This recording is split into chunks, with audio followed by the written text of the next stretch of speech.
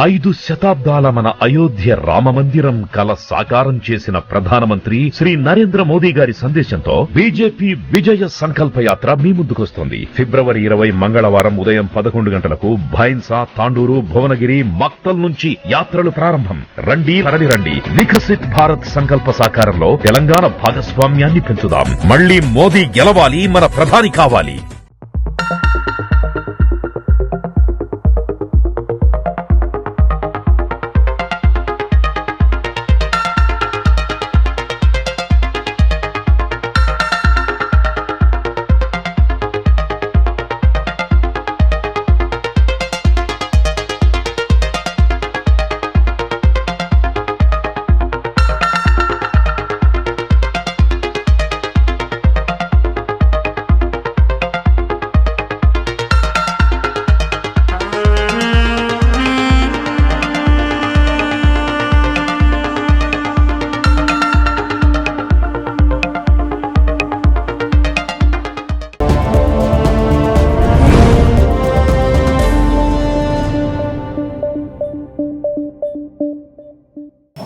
హన్మకొండ చౌరస్తా శివశక్తి స్థలం దగ్గర 2021లో ఇదే శివాజీ శోభాయాత్రలో నేను పాల్గొని ఇక్కడే నేను మాట్లాడాను. 2024లో మళ్ళీ నేను మాట్లాడుతున్నాను. 3 ఏళ్లలో ఏం జరిగింది అంటే మన రాముడు అక్కడ కొలువు తీరాడు. మన రాముడు తిరిగి వచ్చి పట్టాభిషిక్తుడయ్యాడు. రామరాజ్ స్థాపన మొదలైంది. జై శ్రీరామ్. శివాజీ మహారాజ్ జయంతి సందర్భంగా ఈ రోజు ఇంతమందిని కలిసి ఒక బైక్ ర్యాలీ ద్వారా కడుపుకొండ బ్రిడ్జ్ దగ్గర నుంచి ఇక్కడ వరకు మనం వచ్చాము అనంటే దీనివల్ల ఏం చెప్తున్నాం మనం? హిందువులంతా ఒకటే అనే ఒక ఖచ్చితమైన స్పష్టమైన సంకేతాన్ని అందరికీ ఇస్తున్నాం. జై భవానీ, జై భవానీ.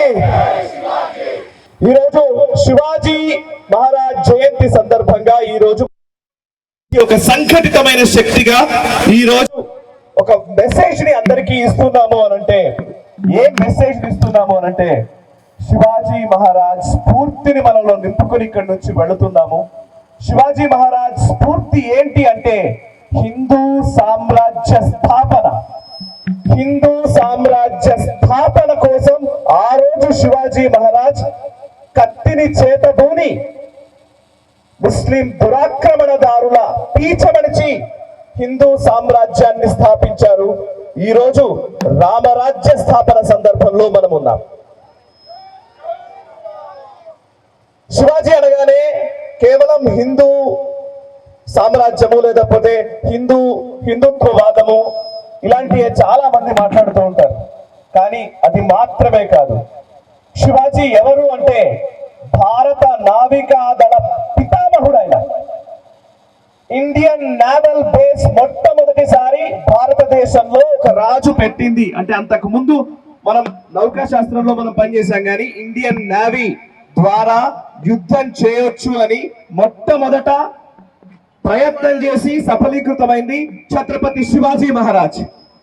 ఈ రోజు ఆయన ఇండియన్ నేవీకి సంబంధించి వారు ఆ రోజు శివాజీ మహారాజ్ రాజముద్రలో ఏవైతే చిహ్నాలు ఉన్నాయో ఆ చిహ్నాలు ఈ రోజు మోదీ ప్రభుత్వం వచ్చిన తర్వాత భారత నావికా దళం వాళ్ళ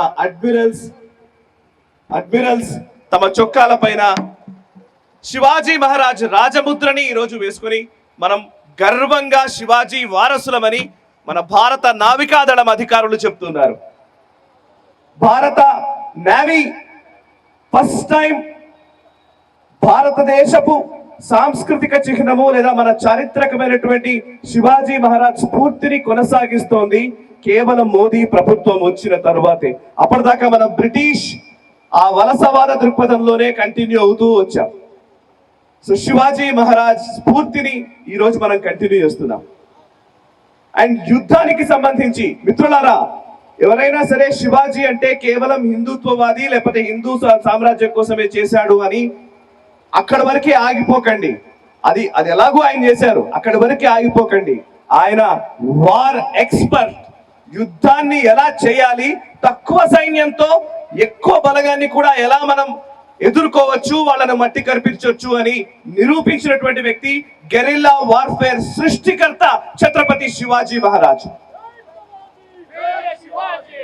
సో యుద్ధం అంటే యుద్ధం ఎలా చేయాలి, క్షాత్రం ఎలా ఉండాలి, ప్రతి మనిషి అణువును ఎలా యుద్ధాని కోసం సన్నద్ధం చేయాలి, గడ్డిపోచను కూడా ఆయుధంగా ఎలా మలచాలో చెప్పినటువంటి మహానుభావుడు ఛత్రపతి శివాజీ మహారాజ్. ఆ స్ఫూర్తిని ఈరోజు మనం తీసుకొని ఇక్కడి నుంచి వెళ్ళాలి. శివశక్తి స్థలంలో మనం ఉన్నాం. ఆ భవానీ మాత కత్తి ఎలా ఉండేదో తెలుసు కదా. భవానీ మాత కత్తి, అందులోని పదును ఇక్కడున్న ప్రతి ఒక్క హిందూలో, ప్రతి ఒక్క మనిషిలో నాకు కనబడుతోంది. ఆ పదును మాత్రం ఖచ్చితంగా తీసుకునే వెళ్ళండి, మీ హృదయంలో నింపుకోండి. ఎదుటి వాళ్ళకి మీరు ఆ పదునుని చూపించే ప్రయత్నం చేయండి. శివాజీ గురించి ఎంత చెప్పుకున్నా తక్కువే, మాట్లాడుతూ ఉంటే పోతూనే ఉంటాం.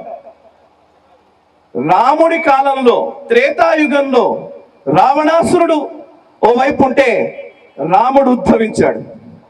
మహాభారత కాలంలో, ద్వాపర యుగంలో అటు దుర్యోధనుడు పుడితే ఇక్కడ అర్జునుడు పుట్టాడు.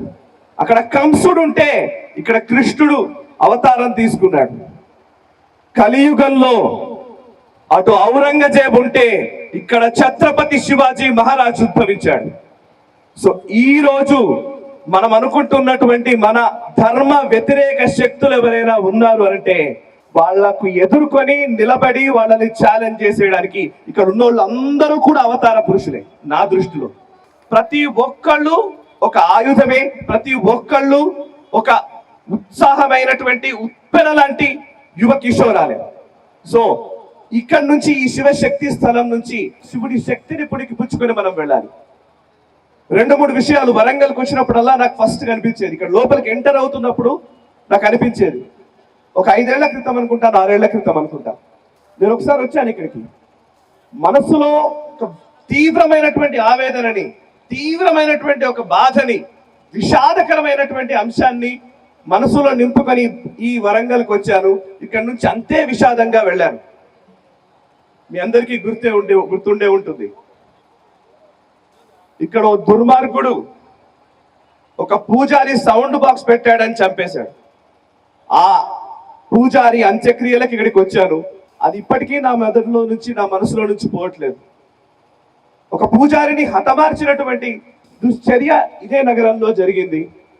సరే, ఆ తర్వాత ఏం జరిగింది అవన్నీ పక్కన పెడితే, మళ్ళొకసారి ఒక ఉత్సాహవంతమైనటువంటి పరిణామం ఈ మధ్య కాలంలోనే చోటు చేసుకుంది. అదేంటంటే, అప్పుడెప్పుడో విషాదకరమైన సంఘటన చూశాను. దీనికి ఏంట్రా బాబు, ఏం జరుగుతోంది అసలు అనే ఒక బాధతో ఉన్న టైంలో దానికి కొంత ఉపశమనం కలిగించేటువంటి సంఘటన ఈ మధ్య కాలంలో జరిగింది. ఏంటంటే, ఒకడెవడో కారు కూతలు అయ్యప్ప గురించి కూస్తే, ఒకడెవడో ఒక పిచ్చి కుక్కలాగా ఏది పడితే అది మాట్లాడొచ్చు అని కారు కూతలు కూస్తే వాడికి చేయాల్సిన శాస్తి చేసిన ఛత్రపతి శివాజీ చూసా. ఆ రోజు జరిగిన దానికి కొంత ఉపశమనం కలిగింది. నిజానికి మన దేశంలో ఇంత అద్భుతమైనటువంటి సంస్కృతి, సంప్రదాయాలు, వారసత్వ సంపద, ఎవరికి కీడు చేయని ఒక సంస్కృతి, ఏ దేశాన్ని ఆక్రమించుకోవాలనే దుర్బుద్ధి లేని ఒక అద్భుతమైనటువంటి ఈ దేశంలో, ఈ దేశాన్ని కబలించాలని ప్రయత్నిస్తున్న వ్యక్తుల పట్ల ఇంకా డిఫెన్సివ్ ధోరణితోనే ఉండాల్సిన దౌర్భాగ్య స్థితి నిజంగా బయటకు రావాలి దాని నుంచి హిందూ సమాజం అని నేను తీవ్రంగా ఆకాంక్షిస్తున్నాను. అందులో భాగంగా నిజంగా సూర్య అండ్ ఛత్రపతి శివాజీ ఇట్లాంటి వాళ్ళు ఉన్నందుకు నిజంగా నేను వాళ్ళని అభినందిస్తూ ఉన్నాను. ఈ మధ్యకాలంలో ఒక పొలిటికల్ అంశం, నేను నిజంగా మాట్లాడకూడదు అనుకునే విషయము, బట్ మాట్లాడాలి అనుకుంటున్నాను కూడా. ఇవాళ వరంగల్ నడిబొడ్డున లేదా హన్మకొండలో నిలబడి నేను మాట్లాడుతున్నాను కావాలని. మొన్న మధ్యనే తెలంగాణ ప్రభుత్వం ఒక నిర్ణయం ఏదో తీసుకుంటున్నట్టుగా ప్రకటించింది. కాకతీయుల ఆ తోరణం లేదా చార్మినార్, ఈ రెండు రాష్ట్ర ప్రభుత్వ ఎంబ్లెమ్ లో ఉండకూడదు అని, అదేదో రాచరికానికి నిలువెత్తు నిదర్శనంగా కనబడుతున్నాయని ముఖ్యమంత్రి గారు భావిస్తూ ఉన్నారు. చార్మినార్ గురించి నాకు సంబంధం లేదు, నేను అడగను. చార్మినార్ గురించి తీసేసినా పర్వాలేదు. బట్ కాకతీయుల వైభవానికి నిదర్శనంగా నిలిచిన ఆ తోరణం మీకు రాచరికానికి గుర్తుగా కనిపిస్తుందేమో ముఖ్యమంత్రి గారు. ఇది సాంస్కృతిక వైభవానికి చిహ్నమది. ఈ తెలంగాణ ఆత్మ గౌరవానికి చిహ్నమది. ఈ తెలంగాణ అంటే కాకతీయుల తెలంగాణ, కాకతీయులు పాలించిన రుద్రమ పురిటి గడ్డ ఈ తెలంగాణ. కాబట్టి ఆ తెలంగాణ చరిత్రకే మీరు రాచరికమని ఆపాదిస్తున్నట్టుగా నాకు అనిపిస్తోంది. Please correct it. రెండోది రాచరికం గురించి మాట్లాడుతున్నటువంటి వ్యక్తులు 70 సంవత్సరాలుగా ఒకే కుటుంబపు రాచరిక పాలనలో మగ్గినటువంటి నాయకులు ఈరోజు రాచరికం గురించి మాట్లాడితే బాగాలేదు. 70 సంవత్సరాలుగా రాచరికం మాత్రమే నడుస్తూ వచ్చింది. ఒక నాయకుడు, ఆ నాయకుడి కూతురు, కూతురి కొడుకు, కొడుకు తర్వాత మళ్ళీ ఆయన వైఫ్ తర్వాత ఆయన కొడుకు. ఒక రాచరిక పాలన, రాచరిక పరంపర, రాచరికపు అసమర్థ నాయకుణ్ణి సమర్థుడిగా ప్రూవ్ చేయడానికి గత 20 సంవత్సరాలుగా ప్రయత్నం జరుగుతూనే ఉంది. పాపం ఆయన ఫెయిల్ అవుతూనే ఉన్నాడు.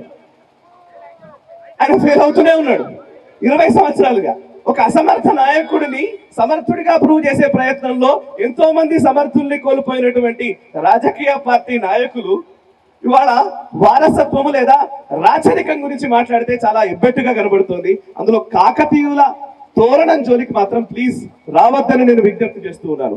మిత్రులారా, దీనికి అంగీకరిస్తున్నారా మీరంతా? అవునా? గట్టిగా చెప్పాలి. ఎస్. కాకతీయుల గడ్డ నుంచి కావాలనే ఈ విషయం గురించి నేను ఒక జర్నలిస్ట్ గా నా పరిధి దాటి నేను మాట్లాడుతున్న మాట ఇది. రెండోది, ఈ మధ్యకాలంలో ఇక్కడే రామప్ప దేవాలయం, యునెస్కో గుర్తింపు పొందినటువంటి రామప్ప దేవాలయంలో అన్యమతాలకు సంబంధించినటువంటి వ్యవహారాలు జరుగుతున్న పరిస్థితి. ఎవరు దీన్ని ప్రోత్సహిస్తున్నారు, ఎవరు దీన్ని తేరగా చూస్తున్నారు, ఎవరు దీన్ని కావాలని నడిపిస్తున్నారు? ప్లీజ్ దీనికి సమాధానం ఖచ్చితంగా ఇవ్వవలసిన సంబంధిత అధికారులు ఇవ్వాల్సిందే. ఇవ్వకుండా మిమ్మల్ని ప్రశ్నించే వాళ్ళు లేరు అనుకుంటే మాత్రం పొరపాటు. వరంగల్ మాత్రమే కాదు, యావత్ తెలంగాణ అడుగుతోంది. యావత్ ప్రపంచవ్యాప్తంగా గుర్తింపు పొందినటువంటి రామప్ప దేవాలయం, అది కాకతీయుల కళా వైభవానికి చిహ్నం. అది దాన్ని అపవిత్రం చేస్తే మాత్రం ఈ హిందూ సమాజం ఖచ్చితంగా ఊరుకోదు అని మీ అందరి సుముఖంగా నేను తెలియజేస్తున్నాను. మిత్రులారా, ఈరోజు హన్మకొండ చౌరస్తాలో మనం ఉన్నాం. భగవా ధ్వజాన్ని చేతబూని గుండెల నిండా ధైర్యాన్ని నింపుకొని పౌరుషంతో, పరాక్రమంతో ఉన్నటువంటి ఆ శివాజీ మహారాజ్ స్ఫూర్తిని గుండెల్లో నింపుకొని అక్కడి నుంచి ఇక్కడికి వచ్చినటువంటి ప్రతి ఒక్కళ్ళు హిందూ చైతన్యం దిశగా ప్రయత్నం చేయకపోతే ఖచ్చితంగా మళ్ళీ మనము అనుకుంటున్న రామరాజ్యము ఎప్పటికీ నెరవేరదు. మిత్రులారా, అక్కడ ఒక్క మోదీ గారు ఉండి ఆయన ఒక్కరు పనిచేసి ఆయన ఒక్కరు ఏదో చేస్తారు అనుకుంటే పొరపాటు. ఆయన ఒక్కరే ఏమీ చేయలేరు. ఆయన చేయగలిగే శక్తిని ఇవ్వాల్సింది మన సమాజంలో మనందరిలో ఉన్నటువంటి చైతన్యం రూపంలోనే ఆయనకు శక్తి వెళ్తుంది. సో ఒక్కసారి ఇక్కడ ఉన్న ప్రతి ఒక్కళ్ళు నాతో పాటు నినదించండి, జై శ్రీరామ్, జై శ్రీరామ్, జై శ్రీరామ్. కేవలం ర్యాలీలోనో లేకపోతే మన శోభాయాత్రల్లోనో వచ్చి మనం కండువా వేసుకొని లేదా ఒక భగవాన్ చేతబూని ఇక్కడ నుంచి ఒక రోజు ర్యాలీగా తిరిగి నెక్స్ట్ డేకి వెళ్ళిపోయి నెక్స్ట్ డే మళ్ళీ కామన్ గా మన జీవితాల్లో మనం మమేకం అయిపోతూ ఉన్నాం.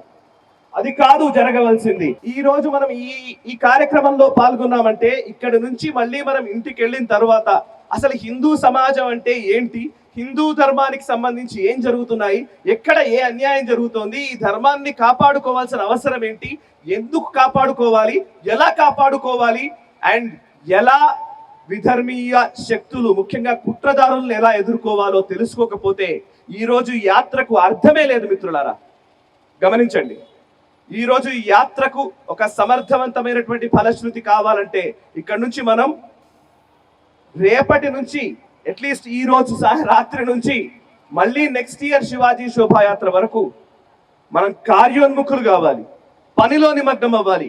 ధర్మం కోసం వీలైనంత వరకు మీరు ఫేస్బుక్లో పెడతారా, లేకపోతే ఇన్స్టాగ్రామ్లో చూస్తారా, లేకపోతే యూట్యూబ్లో మీరే వీడియోలు చేసి పెడతారా, సోషల్ మీడియా వరకు ఉంటారా, లేకపోతే బయట యాక్టివిటీలో ఉంటారా, 10 మందిని ఇన్ఫ్లుయెన్స్ చేస్తారా నాకు తెలియదు. నాతో పాటు ఇక్కడ ఉన్న వాళ్ళందరూ ప్లీజ్ ఒక ప్రామిస్ చేస్తారా? ఒక ప్రామిస్ ఎవరెవరు చేస్తారు? చేతులు తెండి. మీ ఇంట్లో వాళ్ళకి, మీకు తెలిసిన వాళ్ళకి, మీ బంధువులకి, మీ స్నేహితులకి ఎవరైనా సరే హిందూ ధర్మం గురించి పదే పదే మీకు తెలిసిన విషయాలు చెప్పే ప్రయత్నం చేయండి. మొదట్లో వాళ్ళు తిడతారు, ఇది కాదంటారు, అది కాదంటారు, ఫస్ట్ ముందు ఇగ్నోర్ చేస్తారు, ఏంద్రా మీకు పిచ్చిలేసిందా అంటారు, ఇంకోటి అంటారు. కానీ ధర్మం గురించి అదే పనిగా చెప్పే ప్రయత్నం చేయండి ప్లీజ్. అదే పనిగా చెప్పే ప్రయత్నం చేయండి. మీరు చేస్తున్నది ఏమాత్రం తప్పు కాదు. ఎవరైనా సరే మిమ్మల్ని ఎవరైనా తప్పుగా భావించినట్టుగా ఎవరైనా అరే ఏంట్రా బాబు ఇట్లా తిరుగుతున్నావు అని ఎవరైనా అన్నా కూడా మీరు మిత్రులారా, నేను నిజంగా చెప్తున్నాను, కొన్ని వందల పుస్తకాలు చదివాను, బయట మార్క్స్లని, ఎంగెల్స్లని, లాస్ట్ కమ్యూనిస్టు సిద్ధాంతాలు కూడా చదివాను. అన్నీ చదివిన తర్వాత క్లారిటీతో చెప్తున్నమాట, ఈ సమాజానికి, ఈ దేశానికి ఖచ్చితంగా అవసరమైంది, ప్రపంచానికి అవసరమైంది సనాతన హిందూ ధర్మం మాత్రమే. No doubt about it. ఏమన్నా చిన్న డౌట్ ఎక్కడన్నా 0.0001% ఎక్కడన్నా ఉన్నా సరే చెప్పండి ప్లీజ్. నా దగ్గరికి రండి, లేదా నాకు కాల్ చేయండి, నాతో మాట్లాడండి, లేదంటే ఇక్కడ ఉన్న వాళ్ళు ఎవరితోనైనా సరే నాకు కనెక్ట్ చేయండి. I will clear it. ఇది ఊరికే చెప్పట్లేదు, చాలా రీసెర్చ్ చేసిన తర్వాత, చాలా విషయాల్లో ఆలోచించిన తర్వాత చెప్తున్నమాట. మీరు హిందువులు ఇక్కడ కనబడుతున్న యంగ్స్టర్స్, టీనేజ్ పిల్లలు, స్కూల్ పిల్లలు కావచ్చు, అరే ఏంటో ఇది అనే అనుకునే ఒక భావన నుంచి ఈ సమాజాన్ని మనం బయటకు తీసుకురావాలి. హిందూ ఐడెంటిటీ గర్వకారణంగా భావించే రోజు వచ్చినప్పుడు అప్పుడు భారతదేశం విశ్వగురు అవుతుంది.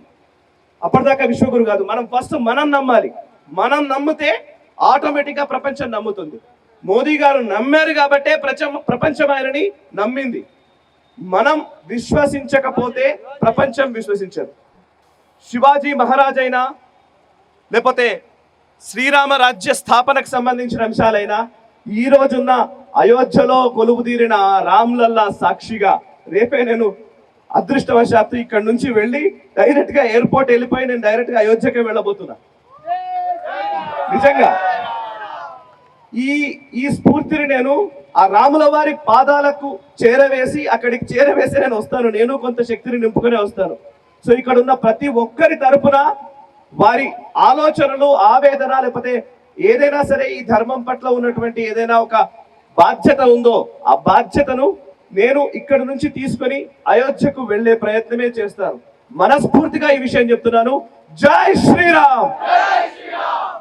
ఈ కార్యక్రమం నిర్వహించినటువంటి హిందూ వాహిని లేదా విశ్వ హిందూ పరిషత్, బజరంగ్ దళ్, సంఘ పరివార క్షేత్రాల్లోని అనేక సంస్థలు, నాయకులు, వాళ్ళందరికీ కూడా శిరస్సు వంచి పాదాభివందనం చేస్తున్నాను. ఎందరో త్యాగధనుల పుణ్య ఫలం ఈరోజు మనం ఈ భగవాన్ చేత పట్టుకొని నడుస్తూ ఉన్నాము. నిజంగా ఔరంగజేబ్ కాలంలోనో లేకపోతే వాళ్ళ కాలంలోనో మన పూర్వీకులు గనక కాంప్రమైజ్ అయి ఉంటే, పర్వాలేదులే అని అనుకొని ఉంటే ఈరోజు ఈ భగవా మన చేతిలో ఉండేది కాదు. సో ఆ త్యాగధనుల త్యాగాన్ని ఈరోజు మనం గుర్తుపెట్టుకోవాలి. వాళ్ళు త్యాగం చేసి ఈ భగవాను కాపాడారు.